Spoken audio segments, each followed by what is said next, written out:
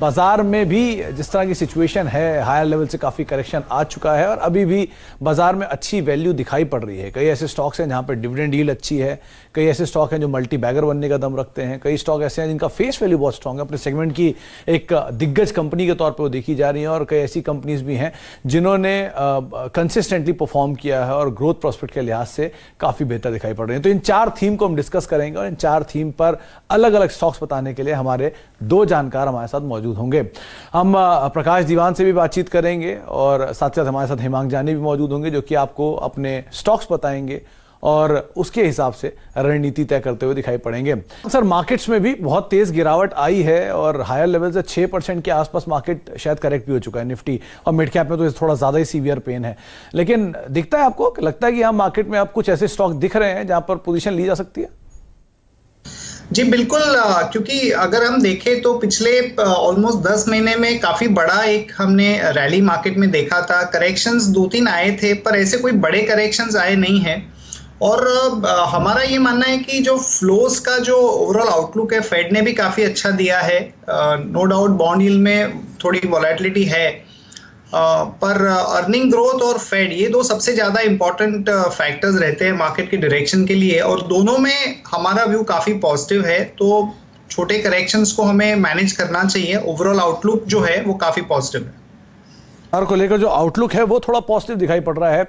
Situation वैसे तो ठीक है, अंडरलाइंग सिचुएशन ठीक है, थोड़ा उतार चढ़ाव जरूर देखने को मिल रहा है क्योंकि बाजार में हाई लेवल से करेक्शन आया है, बहुत सारे मल्टीपल ट्रिगर्स अराइज हुए हैं, लेकिन ऑब्वियस सी बात है इस गिरावट में मौके हमेशा मिलते हैं। अच्छा, प्रकाश दीवान साहब को भी दिखाइए आप स्क्रीन पर, वो भी हमारे साथ जुड़ चुके हैं।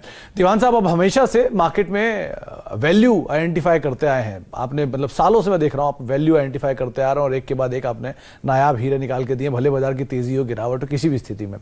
दिखता है आपको बाजार में इन स्थिति में बेहतर वैल्यू? सुमित, देखिए, वैल्यू की जो खोज है उसमें एक चीज की खासियत ये रहती है कि हमेशा आपको वैल्यू कहीं ना कहीं तो नजर आई जाएगी। अब वो थोड़ी सी कभी कभी आसानी से मिल जाती है, जैसे पिछले साल जब पैंडेमिक शुरू हुआ तो थोड़ा इजीली अवेलेबल थी, और अब थोड़ी सी मुश्किल थोड़ी ज्यादा लगती है, मेहनत ज्यादा लगती है, आपको लंबी एक लिस्ट ढूंढनी पड़ती है, उसमें से एक आध मिलती है, बट वैल्यू जरूर मिलती है। और उसका कारण ये है कि जब मार्केट में कुछ सेक्टर्स में चाल बहुत ज्यादा है और कुछ में कम है, तो वो जो मिसमैच होता है उसकी वजह से कहीं ना कहीं वैल्यू अनडिस्कवर्ड रह ही जाती है, और मेरा मानना है उसको आपको ढूंढना है, तो वैसे खोजेंगे तो जरूर मिलेगी। खोजबीन की शुरुआत कर लेते हैं और हेमांग सर पहले आप ही के साथ शुरुआत करेंगे। मार्केट में पहला थीम जो हमने चुना है वो है ग्रोथ ओरिएंटेड स्टॉक, और वो स्टॉक जहां पर डिविडेंड अच्छा है इसको आप ले लें, रख लें, ग्रोथ भी होगी, डिविडेंड भी मिलेगा, आप इसको नेक्स्ट जनरेशन के लिए फॉरवर्ड कर सकते हैं। कोई नाम? डेफिनेटली उसमें मेरा नाम पहला इन्फोसिस का है, और क्योंकि हमने देखा है कि जो टेक्नोलॉजी एज अ सेक्टर जो है वो जिस तरह का cash generation, cash flow generation लगातार ईयर आफ्टर ईयर कर रहा है, उसका काफी सारा जो कंपोनेंट है वो आइदर बायबैक या डिविडेंड के तौर पर वापस इन्वेस्टर्स को लौटा देते हैं। तो इसमें दोनों चीजें जो हम बात कर रहे हैं कि भाई ग्रोथ जो है वो काफी अच्छा रहा है पिछले 3 क्वार्टर में, और जिस तरह के इंडिकेशंस मिल रहे हैं, एक्सेंचर का भी कल कॉल हुआ था, काफी अपग्रेड्स वगैरह उन्होंने आउटसोर्सिंग पे किए हैं, क्लाउड साइड पे, ओवरऑल टेक स्पेंड पे काफी अच्छे इंडिकेशंस है, और कैश फ्लो है कंपनी के पास। दूसरा, आपने देखा होगा बजाज ऑटो ने अपना डिविडेंड पॉलिसी चेंज किया है। नाउ वो ये बता रहे हैं कि एक कैश फ्लो के ऊपर निर्धारित होगी डिविडेंड जो पे आउट करेंगे, तो 90% तक का उसमें ग्रोथ हमें देखने को मिल सकता है। तो ये जो एक बजाज ऑटो ने एक जो बात की है वो काफी बड़ी कंपनीज जो है वो उसको फॉलो कर सकती है। तो इन्फोसिस और जो टेक्नोलॉजी कंपनी है वो भी इस तरह की पॉलिसी फॉलो करेंगे तो डिविडेंड यील्ड उनका और भी बढ़ सकता है। तो ये एक हमारा जो स्टॉक है इन दैट कैटेगरी, जिसके अंदर हम लगभग 1600 रुपए के टारगेट के साथ चल रहे हैं। अच्छा, तो इन्फोसिस पहला नाम है जिसके ऊपर आप दांव लगा सकते हैं, और वैसे भी वेल्थ क्रिएटर के तौर पे आप इसे देखिए, एक लंबे अंतराल में इसने बहुत बड़ी पूंजी बना के दी है निवेशकों के लिए। अच्छा दीवान साहब, आपने क्या चुना है ऐसा जो ग्रोथ ओरिएंटेड हो और बेहतर डिविडेंड जहां पे मिलता रहो? सुमित, मेरी चॉइस है एक शेयर जो काफी बदनाम है मार्केट में, बट वैल्यू इसलिए दिख रही है कि अभी तक चला नहीं है, और उस लिहाज से अगर आप देखें, आईटीसी का जिक्र कर रहा हूं मैं, आज मार्केट कई अलग दिशा में है और ये इसने अपनी एक अलग चाल पकड़ी है। और उसका कारण ये है कि डिविडेंड, जहां तक डिविडेंड का सवाल है, ये इतना कैश जनरेट करता है और जो आपके बड़े दिग्गज एफएमसीजी प्लेयर्स हो गए, Hindustan Lever, Nestle, Britannia, Dabur, इन सबको मिला के जो कैश जनरेट होता है वो सालाना बेसिस पे आईटीसी भी जनरेट कर पाता है।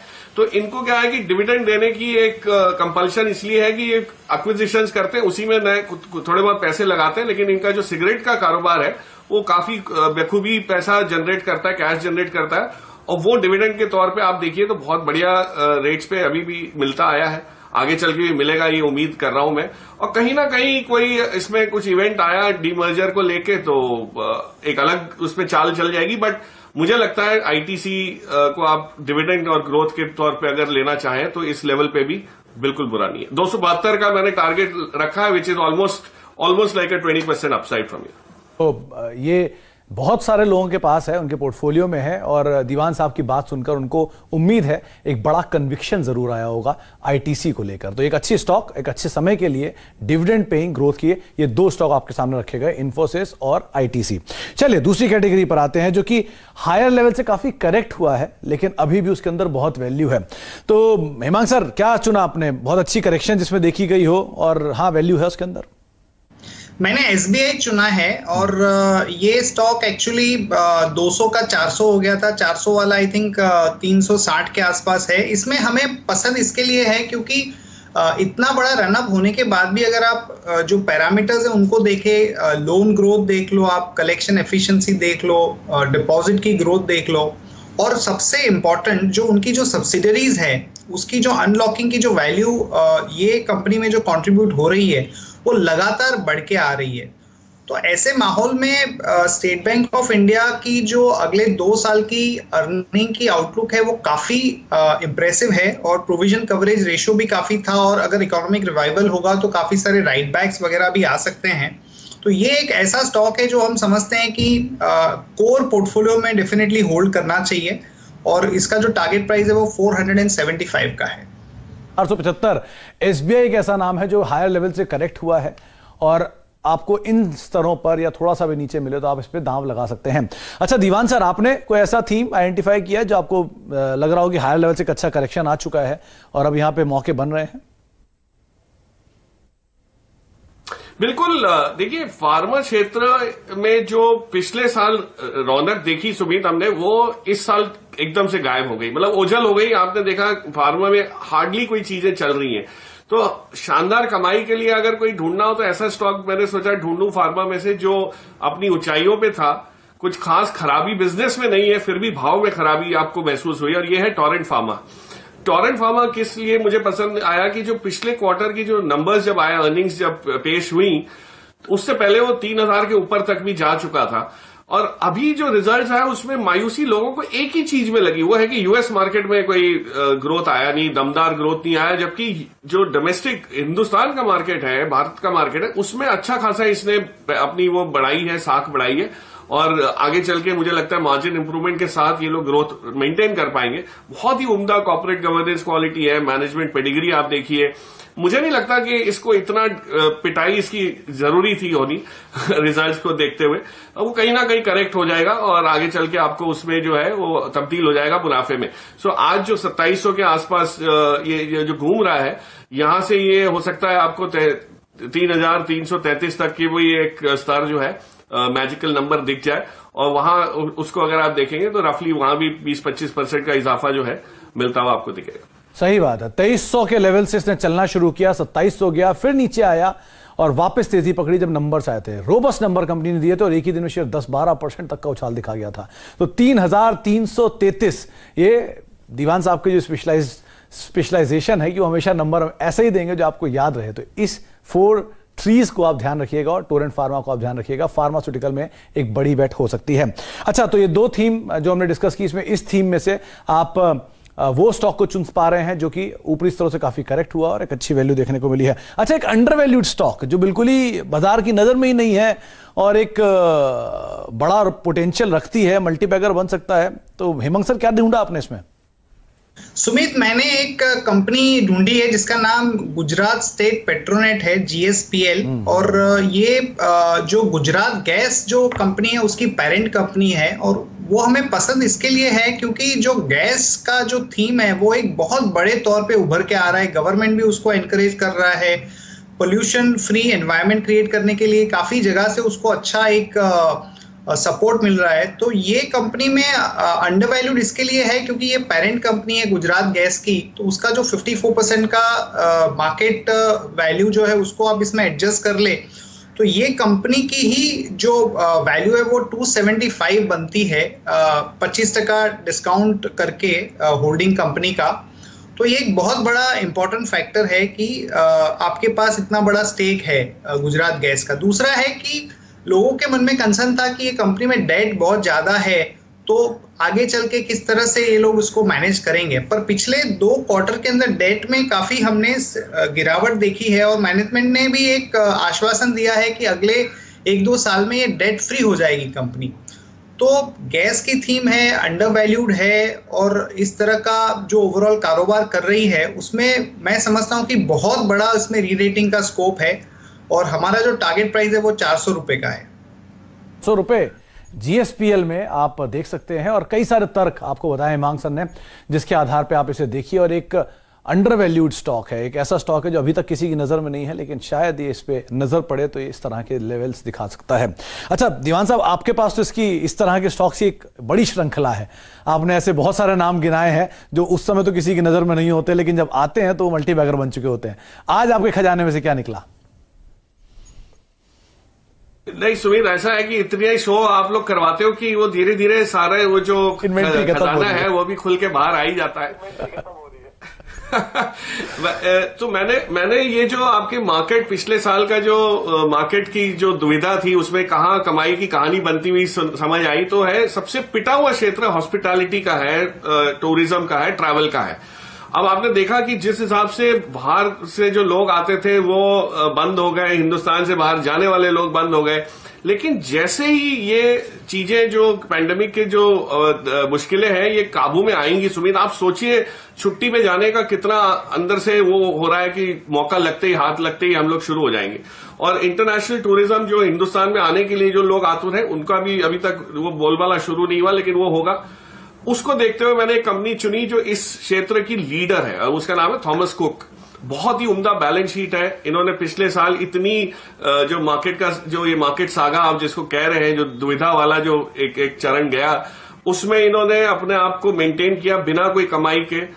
कैश है बुक्स पे कंपनी के 2000 करोड़ के करीब के मार्केट कैप है। और इन्होंने हाल में ही एक एडिशनल फंड रेज के अब ये ऐलान किया कि भाई इस टफ फेज को गुजरने के लिए हमको ये काम आएगा। तो मुझे लगता है जब रिवाइवल होगा, इसकी जो ब्रांड वैल्यू है, नेटवर्क है, अपील है, जिस टाइप के इनके पास प्रोडक्ट्स और स्कीम्स हैं, 40% तो यहां से जैसे डिस्कवर होगा तो होगा। एज अ ब्रांड बहुत बहुत पॉपुलर है, but as a stock popular नहीं है। तो वो जो है डिफरेंस आपको जो मिल रहा है वो आज इसीलिए सस्ते में 2000 करोड़ की मार्केट कैप पे मिल रहा है। ये कहीं ना कहीं मुझे लगता है बढ़ते हुए 2800-3000 करोड़ भी हो सकती है market cap, which means it could translate to about 75-77 rupees of stock price.